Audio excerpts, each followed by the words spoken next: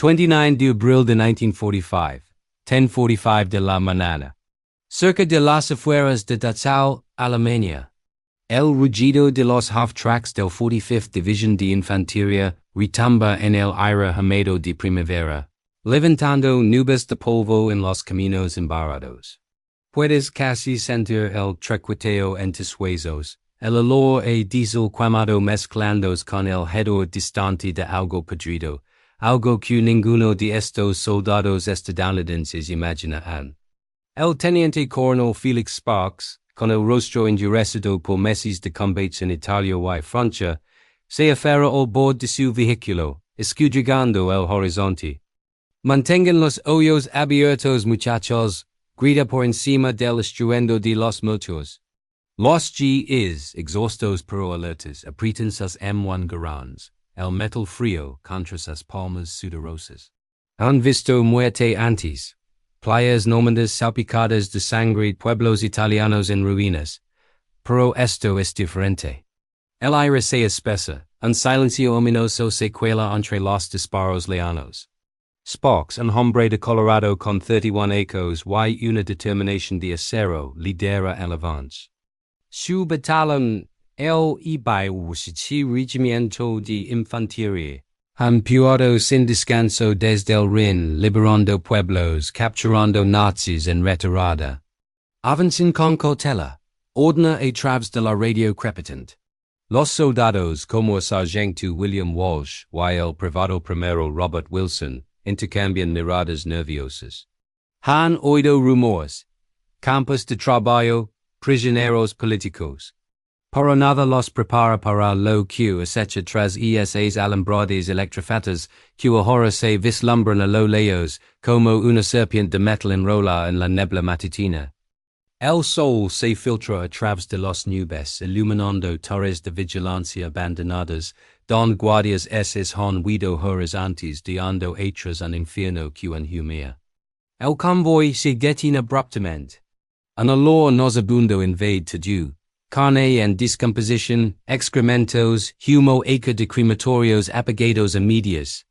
¿Qué demonios es eso? Murmura Walsh, tapándose la nariz con la manga de su uniforme leva. Sparks salta del half-track, botas hundidas en el lodo, y ordena a sus hombres formar perímetro. Puedes imaginar el pulso acelerado, el clic de los cerrojos de las armas.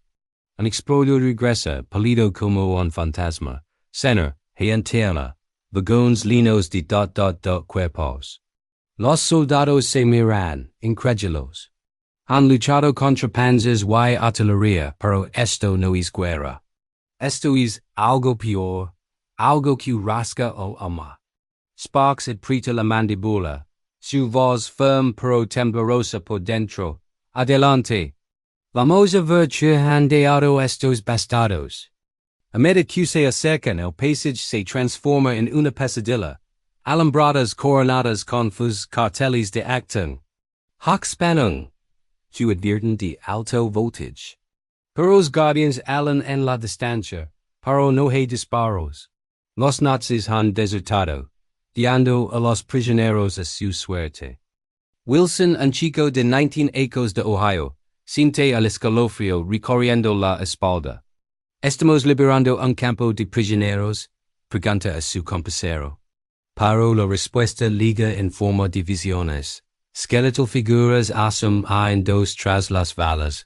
Hoyos hundidos en cráneos vivientes, manos temblorosas extendidas como ramas secas, el corazón late con fuerza.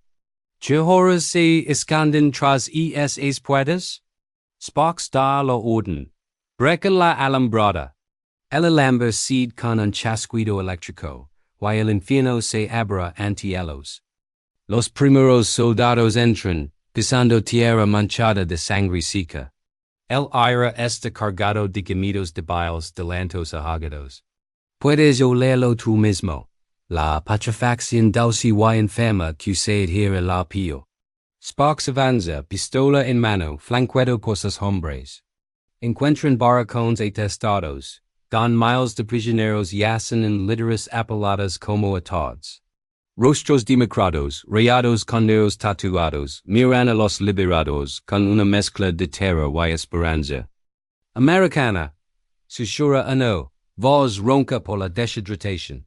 Walsh se arrodilla junto a un hombre que apenas respira, ofreciendo agua de su cantimplora. El prisionero la bebe con avidez, lágrimas secando su rostro sucio. Pero entonces en medio de los barracones el verdadero horror se revela, anteón de la muerte. Vagones celados don cuerpos apelados como lina se descomponen bajo el sol primaveral. El shock golpea como una granada. Sparks se detiene, su rostro palideciendo. ¿Cómo pudo pasar esto? Balbucea. Los GIs endurecidos por la batalla vomitan al borde del camino. Wilson cuba su boca, ojos desorbitados ante los cadáveres emaciados, piel pegada a huesos, ojos vidriosos fijos en la neza.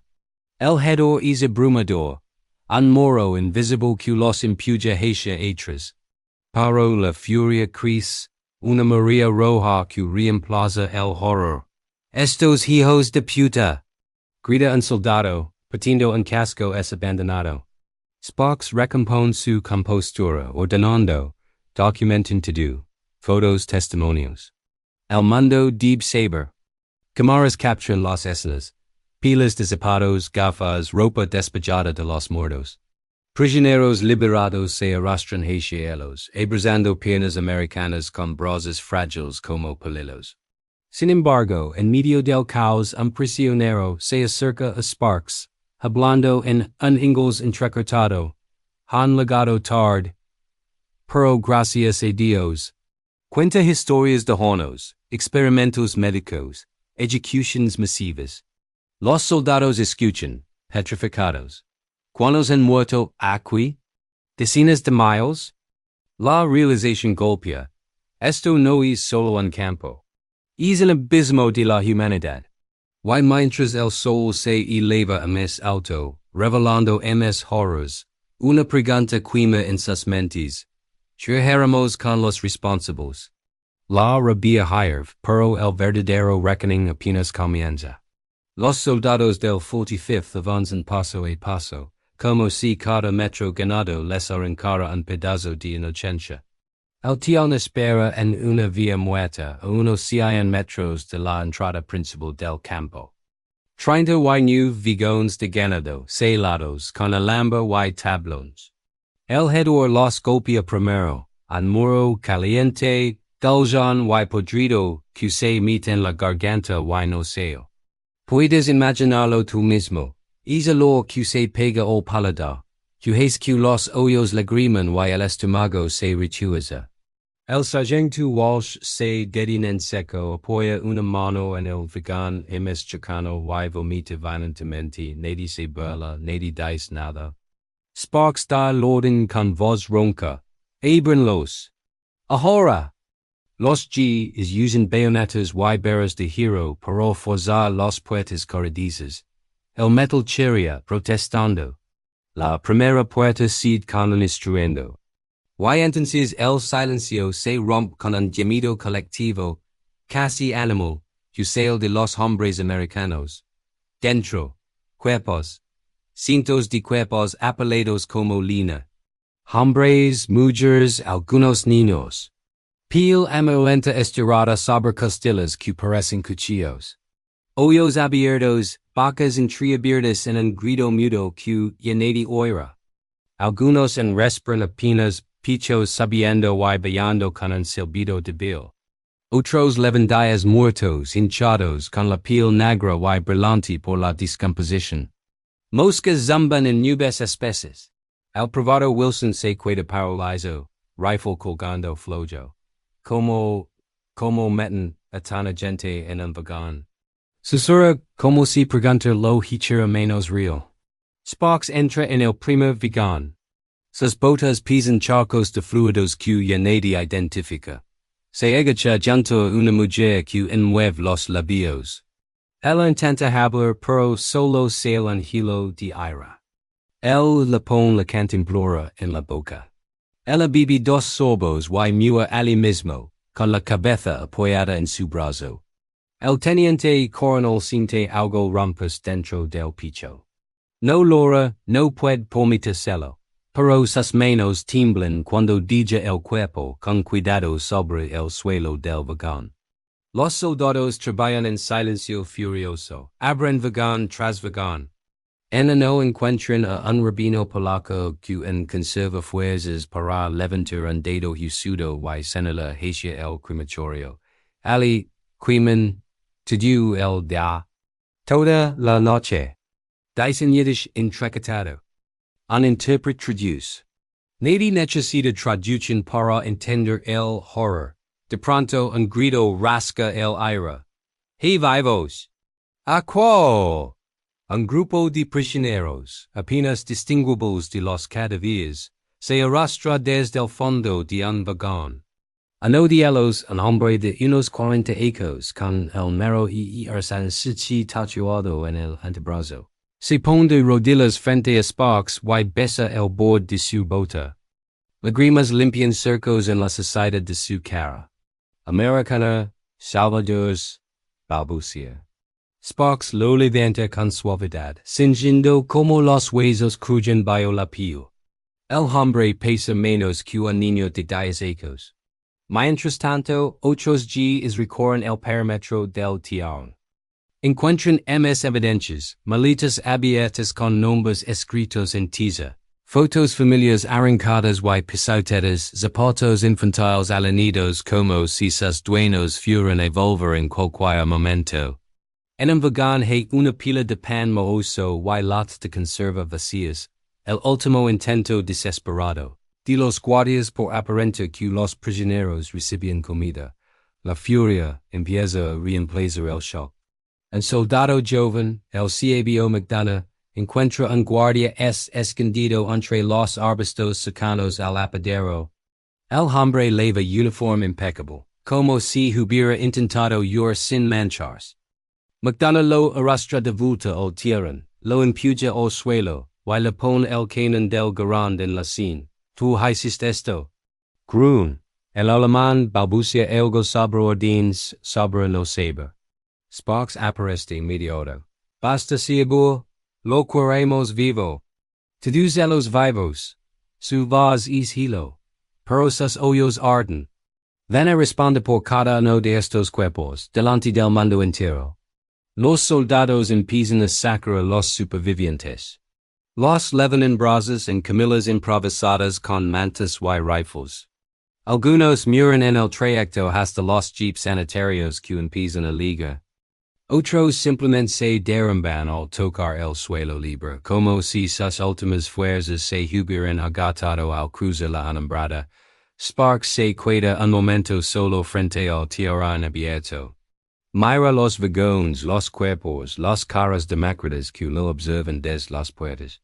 Siente un peso que ninguna medalla podrá quitar nunca. Esto no es guerra, murmura para sí mismo. Esto es el fin del hombre. Y mientras el sol de la tarde se oblique sobre los rails oxidados teniendo todo de un araña enfermo, los primeros fotógrafos militares comienzan a disparar sus cámaras. Cada clic es un juramento silencioso, esto no se olvidará. Pero en el fondo de sus almas los liberadores saben que nunca podrán dejar atrás lo que acaban de ver. El sol ya quema alto sobre Dachau, cuando los primeros jeeps médicos empiezan a ligar en olidas, polvo y grava saltan bajo las ruedas. Médicos del IBIFU Regimiento de Evacuación Médica saltan al suelo, con maletines y plasma colgando de los hombros. Pero ni siquiera los acostumbrados a heridas de mitrala y miembros arrancados están preparados. Un cirujano mayor, el Dr. Harold Klein, se detiene frente al primer vagón abierto y murmura, Dios mío. Su voz se quiebra, no termina la frase. Los soldados del 45 ya no hablan en voz baja. La conmoción se ha transformado. Ahora hay gritos, órdenes cortantes y saltos que violan como metralla. El cabo McDonough sigue con el guardia SS arrodillado en el suelo, el canon del rifle clavado en la nuca del alamán. Otros tres SS han sido arrestados desde los barracones de guardia y puestos en fila, manos en la cabeza, rostros pálidos. Anodialos en unterscharfer de unos 25 ecos tiembla visiblemente. Antena hablar, nosotros no. Las órdenes venían de arriba, yo solo vigilaba. Un GI, el soldado de primera clase Eddie Johnson, da un paso adelante y le escupen la cara. Calid, hijo de puta, miralos y Sparks aparece entre la multitud. Camina con pasos lentos deliberados. Su uniforme está manchado de sangre seca de los prisioneros que ayudó a sacar. Se planta frente a los 4 prisioneros SS, los mira uno por uno como si estuviera midiendo almas. Levantent, ordena en voz baja. Los alemanes obedecen torpemente. Sparks se acerca al MS joven al que temblaba. Le pone una mano en el hombro, no con violencia, sino con una calma que asusta MS que cualquier golpe. Mírame los ojos, dice. El SS levanta la vista. Lágrimas corren por su cara. Cuantos miraron aquí mientras tú vigilabas. Pregona Sparks. Silencio. Respond. El alemán balbucea algo inintelligible. Sparks aprieta el hombro con MS fuerza. ¿Cien? ¿Mil? ¿10 mil? Dimanero. No hay respuesta, solo lento ahogado. Sparks suelta al hombre, y se gira hacia sus soldados. Su voz sub, claro y cortante como un disparo. Ninguno de estos bastardos muere hoy, entendido, los queremos vivos. Los queremos en Nuremberg. Quiero que el mundo entero ve sus caras cuando expliquen cómo se convierte a seres humanos en esto. El mamulo recorre los GIs. Algunos asienten con rabia contenida. Otros aprietan los puños hasta que los nudillos se ponen blancos, pero obedecen. Atan a los guardias con el lambo de fez, que encuentran en el suelo, ironía cruel que nadie comenta, y los llevan a un jeep bio vigilancia armada. Mientras tanto, los prisioneros liberados empiezan a salir en masa de los barracones. Algunos caminan tambaleantes, apoyados en bastones improvisados o en los hombros de compañeros más fuertes.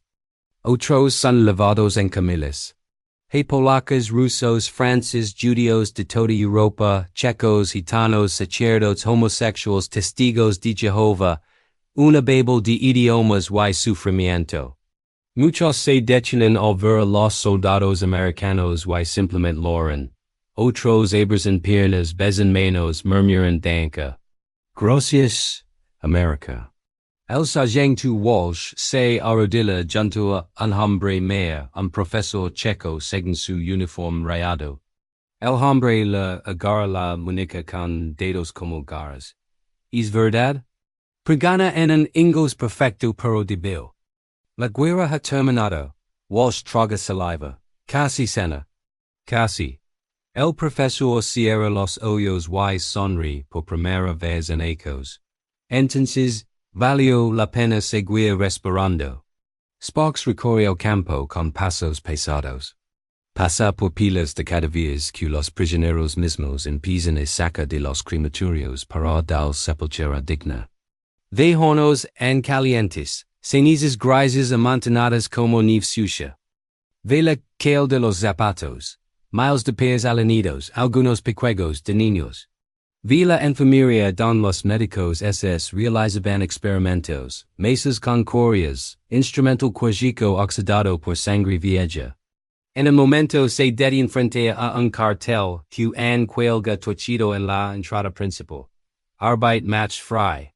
Sparks lo mira fijamente durante largos segundos. Luego, con un movimiento lento y deliberado, saca su pistola Colt 45 y dispara una sola vez contra la placa. El eco retumba por todo el campo. Nadie se sobresalta, todos entienden. Cuando baja el arma, su voz suena distinta, más grave y más antigua. Esto no termina aquí. Dice, mas para sí mismo, Hupa los demás. Esto empieza aquí. Los fotógrafos militares siguen disparando. Cada imagen es una bala que se guardará para el futuro. Para los soldados saben que ninguna fotografía capturará el olor, el peso en el pecho, la certeza de que algo en ellos se ha roto para siempre. Al caer la tarde, mientras los últimos supervivientes son evacuados, y los primeros camiones de la cruz llegan, Sparks se sienta en el estribo de un half-track exhausto. Mira hacia el horizonte donde el humo de los crematorios flota como un velo gris. Siente la rabia arder en su interior como un carbón que no se apagar nunca. Y en ese momento comprende. La verdadera batalla no fue entrar en Dachau. La verdadera batalla será levar este horror consigo el resto de sus vidas. Y asegurarse de que el mundo nunca lo olvide. El crepúsculo del 29 de abril tiende rojo sangre el humo que han subido de los crematorios. Los reflectores improvisados faros de jeeps y focos portátiles barren el campo como dedos acusadores. Los soldados del 45th ya no corren de un lado a otro. Ahora caminan despacio, como hombres que llevan un peso invisible sobre los hombros. El trabajo de rescate continúa, pero el ritmo ha cambiado. Ya no es urgencia desesperada, sino un ritual lento y doloroso. El teniente coronel Sparks está de pie junto a la entrada principal, bajo el letrero aguerrido por su propia bala. Tiene los brazos cruzados, la mirada perdida en la distancia. A su alrededor, los prisioneros liberados forman grupos pequeños, sentados en el suelo o apoyados contra las paredes de los barracones. Algunos comen las raciones que los GIs reparten, galetas, chocolate, latas de carne, con movimientos lentos, como si temieran que el alimento desaparezca. Otros simplemente miran a los americanos con una gratitud nuda que duele más que cualquier palabra.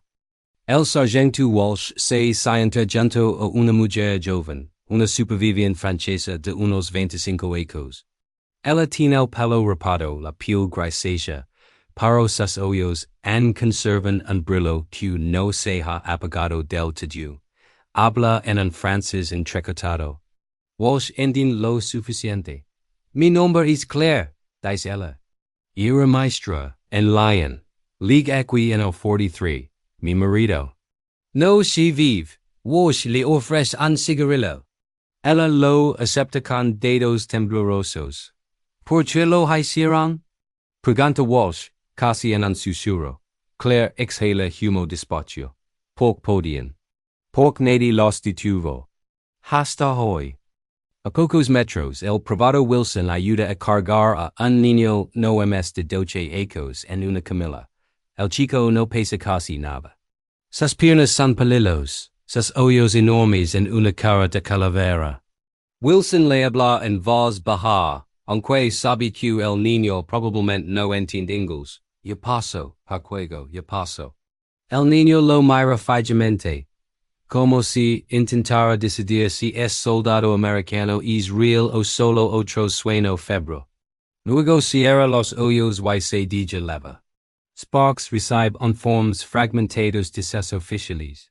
Más de 32,000 prisioneros registrados en el campo al momento de la llegada. Miles más en los vagones y en fosas comunes cercanas. Los médicos estiman que al menos un tercio no sobrevivirá a la noche, ni siquiera con plasma y penicilina. El tifus ya se ha extendido, el cólera acecha. El campo entero es una bomba sanitaria a punto de estallar. Pero no es solo el cuerpo lo que sufre. Los soldados lo ven en las miradas vacías, en los silencios que duran demasiado, en los gritos repentinos que estallan en mitad de la noche, cuando alguien revive un recuerdo. Un sacerdote polaco en con su sotana reta se acerca a Sparks. Coronel, algunos de nosotros perdemos la fe aquí. Otros la encontramos de nuevo al verlos ligar, pero ninguno volverá a ser el mismo. Sparks asiente. No tiene palabras adecuadas. Nunca las ha tenido para esto. Más tarde, ya entrada la noche, los GIs se reúnen en pequeños grupos alrededor de fogatas hechas con tablones de los barracones. Nadie cana, nadie quena chists. Solo hablan en voz baja o se quiten calados mirando las llamas. El cielo magdana rompe el silencio. Yo quería matar a ss, todavía quiero. Nadie lo contradice. Sparks, que pasa caminando cerca, se detiene. Yo también, die simplemente. Pero si lo matamos aquí en la oscuridad se convierte en uno más de ellos. Si lo levamos a juicio. Entonces el mundo tiene que mirarnos a los ojos y decidir si somos diferentes. En silencio pesado se sobre el grupo. Johnson, el que escupió al guardia, murmura, "Why si el mundo no quiere mirar?" Sparks no responde de inmediato. Mira las estrellas que empiezan a aparecer sobre el campo. Entonces nosotros miraremos por ellos, y no olvidaremos. Nunca. A la mañana siguiente 30 de abril, llegan MS unidades, el regimiento Acuares, periodistas, oficiales aliados. Las cámaras de los noticieros rueden sin parar. Eisenhower en persona ordena que todo el personal disponible, incluidos congresistas y editores de periódicos estadounidenses, visite Dachau y otros campos cercanos. Que lo ven, que lo hulen, que no pueden decir que no sabían. Sparks supervisa la entrega de los prisioneros SS a custodia superior. Antes de que se los lleven, se plana frente a ellos una última vez. Ustedes pensaron que esto quedaría enterrado con los cuerpos, dicen voz baja pero clara. Se equivocaron, esto vía vivir MSQ todos nosotros. Y cuando llegue el momento, van a tener que explicarlo. Delante de jueces, delante de cámaras, delante de la historia. Uno de los alemanes baja la cabeza, otro llora en silencio. Sparks da media vuelta y se alea sin mirar atrás. Mientras el convoy se pierde en la carretera polvorienta, los soldados del 45 empiezan a recoger sus cosas. Tienen órdenes de seguir avanzando hacia Múnich. La guerra no ha terminado. Pero cada hombre sabe que la batalla MS dura ya no es contra ejercitos, es contra el olvido. Sparks sube su jeep. Antes de partir, mira una última vez hacia el campo. Vi a los supervivientes que empiezan a organizarse, a ayudarse entre sí, a caminar erguidos por primera vez en ecos. Vi banderas improvisadas.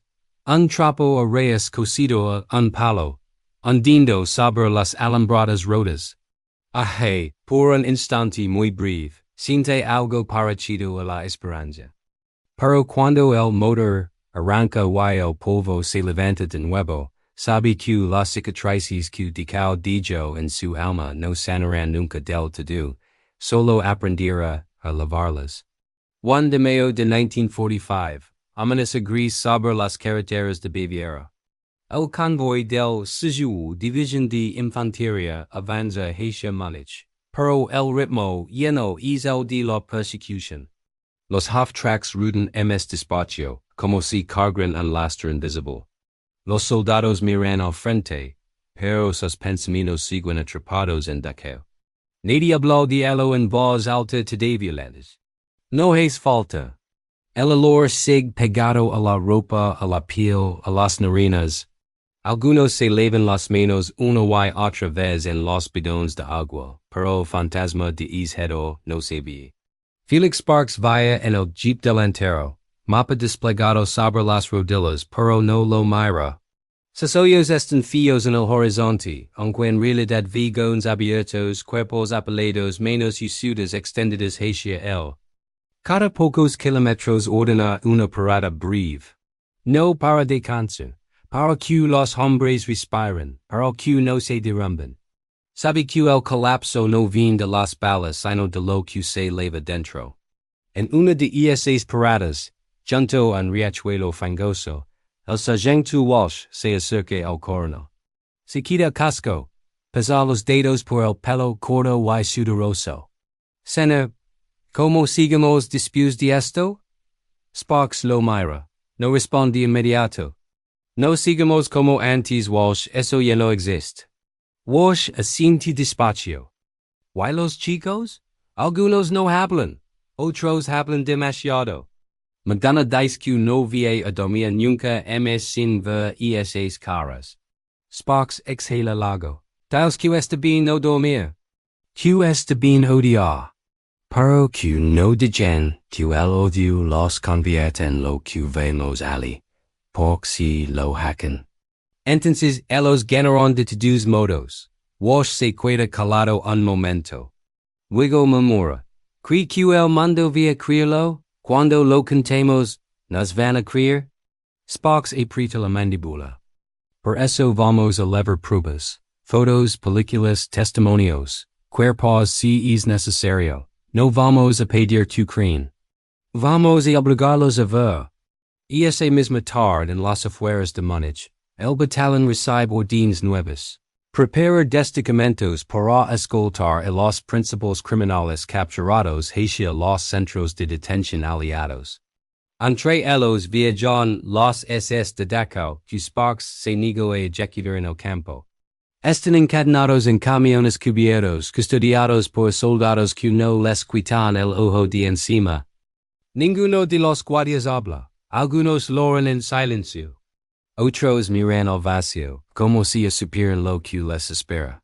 Sparks insiste en acompañar personalmente uno de los convoys hasta el punto de entrega. Durante el trayecto, un antichofer, el mismo que temblaba frente al tiadón, se atreve a hablar desde el fondo del camión. Van a matarnos a todos. Sparks, sentado en el asiento del copiloto, gira la cabeza apenas. No, vamos a juzgarlos. Delante del mundo, delante de sus víctimas, delante de sus propios hijos algún día. El alemán baja la mirada. Why si no hay justicia? Sparks responde sin emoción. Entonces la historia será el juez. Why no perdona?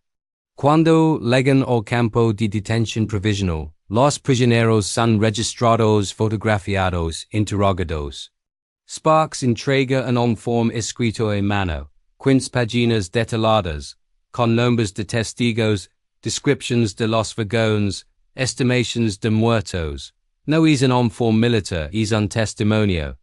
Lo firma con letra firme, y lo entrega al oficial superior sin una palabra más. Los días siguientes se convierten en un torbellino de documentación. Equipos de signal corps filman sin parar, los hornos, las fosas, los supervivientes que han pueden hablar. Periodistas llegan en masa, americanos, británicos, soviéticos. Algunos vomitan al entrar, otros se quedan mudos. Un corresponsal del New York Times escribe en su libreta: Esto no es guerra. Esto es el asesinato sistemático de un pueblo entero. Sparks recibe una citación inesperada. Comparecerá como testigo en los juicios que se preparan en Nuremberg. No como acusado, sino como testigo ocular. Cuando lee la orden, no siente orgullo, solo cansancio. Y una certeza fría. Esto es lo que queda poesa. Antes de partir hacia el norte, reúne sus hombres en un claro cerca del Isar. Son pocos los que quedan del batallón original. Muchos murieron en el camino desde Anzio hasta aquí. Los que quedan forman un semicírculo irregular. Nadie saluda, nadie grita consignas.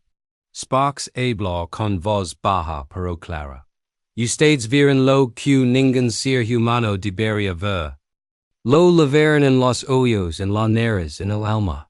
No les voy a decir que lo olviden, no se olvida. Pero les pido una cosa, que lo conviertan en algo. Que cuando alguien les pregunte algún dato pasó en Dachau, no bajen la mirada. Que hablen. Que muestren las fotos que guardan en la mochila. Que cuenten los nombres que recuerden. Porque si calamos. Entonces todo eso fue por nada. Silencio. Algunos asienten. Otros aprietan los labios. Johnson, el que escupió al guardia, levanta la voz por primera vez en días. Lo juro, coronel, no voy a calar. Nunca. Sparks lo mira. Entonces ya ganamos algo. El convoy se pone en marcha al amanecer siguiente. Hacia Nuremberg. Hacia los tribunales. Hacia el intento desesperado de poner palabras y lies a lo imposible. Sparks vi sentado en el jeep, mirando el paisaje pasar. pueblos destruidos, campos vacios, chimenias que ya no humean. Sinte o peso de miles de hoyos que nunca volverán a ver el sol. Sinte también la promesa que leva dentro, silenciosa pero inquebrantable. No es venganza. Es memoria. Y mientras el jeep se pierde en la carretera polvorienta, el eco de esa promesa vaya con él. Esto no se olvida. Esto no se perdona. Esto se cuenta. Hasta el último aliento. Noviembre de 1945. Sala 600 del Palacio de Justicia de Nuremberg. El aire está cargado de humo de cigarrillos, murmullos en varios idiomas y el olor a madera vieja y sudor nervioso. Las luces fuertes de los focos militares barren los caras de los 22 acusados sentados en el banquillo. Gring, es Ribbentrop, caído. Rostros que una vez ordenaron ejércitos, ahora reducidos a hombres encadenados con auriculas para las traducciones simultáneas. El mando observa a través de cámaras y reporteros que llenan las galerías. Felix Sparks entra por una puerta lateral, uniforme impecable, pero con las mismas botas que pisaron el lodo de Dachau. Y no es teniente coronel. La guerra terminó en mayo, y él volvió a ser civil en papel, aunque nunca del todo. Leva una carpeta bajo el brazo. Fotos, declaraciones juradas. Un informe que escribió con mano temblorosa semanas después de la liberación. No vine a vengarse, vine a testificar. Cuando el presidente del tribunal, el juez Lawrence, pronuncia su nombre, Sparks camina hacia el estrado con paso firme. Los acusados levantan la vista. Algunos lo miran con indiferencia estudiada. Gring, con su sonrisa torcida, parece evaluar al americano como si estuviera en una partida de ajedrez. Sparks no les devuelve la mirada. Sus ojos se fijan en el micrófono, en las banderas aliadas que cuelgan detrás, en el silencio que se sobre la sala como una losa. El fiscal estadounidense, el coronel Telford Taylor, le pregunta con voz calmada. Coronel Sparks, ¿puede describir lo que encontró en el campo de concentración de Dachau, el 29 de abril de 1945? Sparks respira hondo. No le notas. Habla despacio, en un inglés claro, que resuena en la traducción simultánea hacia el alemán, el francés, el ruso. Encontramos en Tierra con 31 vagones selados. Dentro había más de 2,000 cuerpos. Algunos llevaban días muertos, otros en respiraban. Apenas. Los prisioneros estaban tan demacrados que muchos pesaban menos de 40 kilos. Viejolos donde quemaban cuerpos a razón de cientos por dialas. Vi pilas de zapatos, de gafas, de pelo humano. Vi meros tatuados en brazos que ya no tenían fuerza para levantar un vaso de agua. La sala está en silencio absoluto. Solo se oye el clic de las máquinas de escribir de los periodistas y algún soloso, ahogado en las galerías de supervivientes invitados. Taylor pregunta, ¿qué hicieron sus hombres al entrar? Sparks responde sin vacilar. Primero, shock. Luego, náuseas. Luego, furia. Pero les orden no tocar a los guardias. Les dije que los queríamos vivos. ¿Pero qué respondieron? Pero que el mundo viera que no somos como ellos. Gring se inclina hacia adelante. Susurra algo a su abogado. Sparks lo nota, pero continúa. Uno de mis soldados el sabio McDonough encontró a un guardia escondido. Quiso matarlo allí mismo. Lo detuve. No porque el hombre mereciera vivir, sino porque merechamos ser mayores que él. Un mamulo recorre la sala. El juez Lawrence pide orden. Sparks sig. Vi un niño de 12 años morir en brazos de uno de mis hombres mientras le debemos agua. Vi una mujer francesa, Claire, que me dio que su marido desapareció en 1943, y que yo no esperaba volver a verlo. Vi un rabino que an podía rezar, aunque su voz era un hilo, y vi miles que ya no podían en eso. Es una pausa. Sus manos se cierran sobre el borde del estrado. Lo que encontramos en Dachau no fue un exceso de guerra. Fue el resultado de una política deliberada, de órdenes firmadas en despachos. De hombres que decidieron que ciertos seres humanos no eran humanos. Se gira ligeramente hacia los acusados.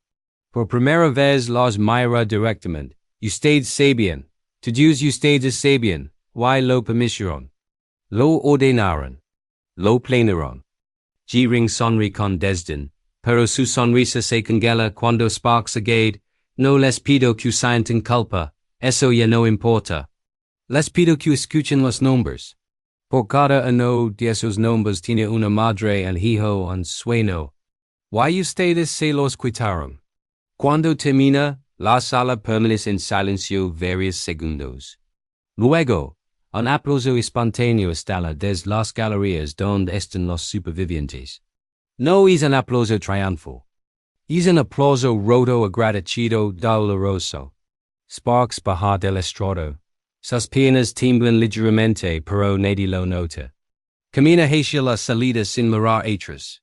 Afuera, en el pasillo frío, se apoya contra la pared y cierra los ojos. Siente el peso de todas esas caras que veo en Dachau. Siente también algo nuevo. No alivio, pero una certeza quieta. Lo dio. Lo canto. Lo puso en actas para siempre.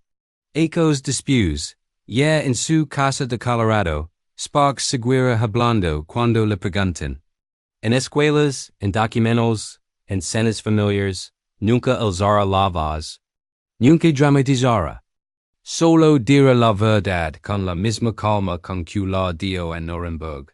Y cuando muera en 2007 a los 94 ecos, sus obituarios mencionaron muchas batallas. Anzio, Francia, Alemania. Pero los que realmente lo conocerán saben que su batalla más dura no fue con balas, fue con la memoria y la ganó. Porque Dachau no se olvidó. Porque él no permitió que se olvidara. Y mientras el mundo sigue girando con nuevos horrores y nuevas esperanzas, el eco de su voz y de las voces de todos los que entraron por esas puertas rotas sigue resonando, nunca más. Nunca más.